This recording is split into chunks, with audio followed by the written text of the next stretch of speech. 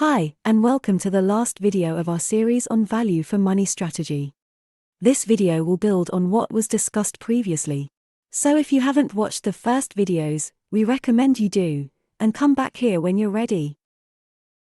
Before we go into more details, let's review together what goes into a VFM strategy. In the previous video we covered the first 3 sections of the 5 main components of a VFM strategy: introduction, approach, and principles and objectives. In this video, we'll take a closer look at what external and internal factors to keep in mind when developing a VFM strategy, as well as design the series of core questions that will help ensure the program will measure good VFM.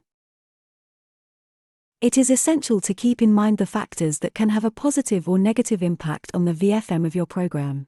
Starting with the internal factors are the program processes that will be put in place to ensure good value for money. There can be many of them, for instance, the program design and theory of change, financial management, all internal administration and operations, monitoring and evaluation, procurement, and many more.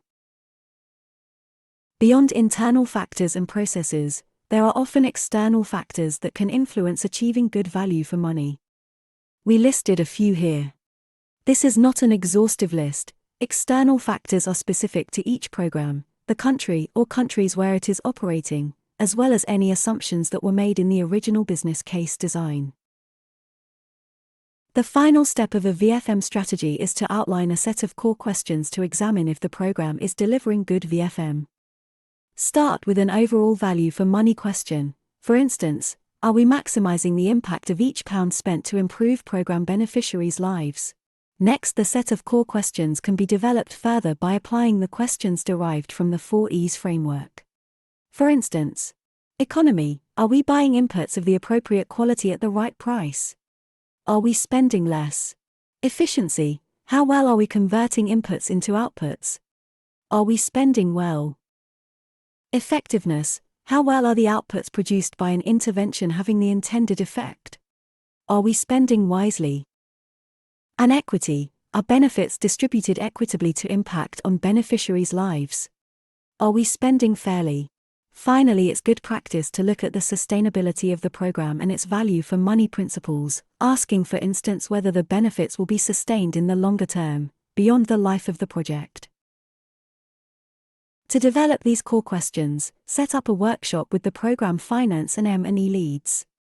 Develop a long list of questions by applying the questions seen on the previous slide to the program, while also considering the program design and key assumptions made in the business case. From this long list, select a short list of questions to be included in the VFM strategy, based on the relevance of the question and feasibility of collecting evidence to answer the question. After completing the VFM strategy, the next step will be to develop a VFM framework. The VFM framework specifies the detailed method for measuring and monitoring the VFM of a program. It will use these questions from the VFM strategy to develop a set of indicators, list of case studies and qualitative evidence needed to determine whether or not the program is good value for money. Here is another tip: it is useful to have a VFM framework as a separate document from the VFM strategy, as the framework may be adjusted over time in light of data availability. The VFM strategy is likely to remain the same, though it could be adjusted due to changes in program implementation, learning, and context.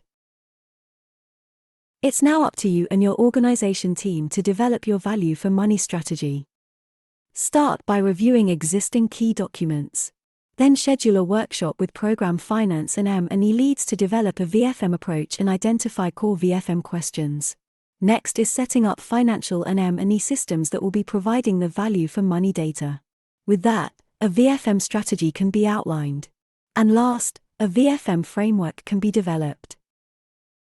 A final tip: keep it short. A VFM strategy does not need to be a long wordy document, but it does need to include all the detail that will guide how the program will deliver good value for money. That's it for now. We hope this has helped articulate the steps to follow to develop your own VFM strategy. Please visit our resources page on the LAMP website, where you will find more information around VFM strategies and also how to go on and develop the VFM framework. We hope you enjoyed watching. Thank you.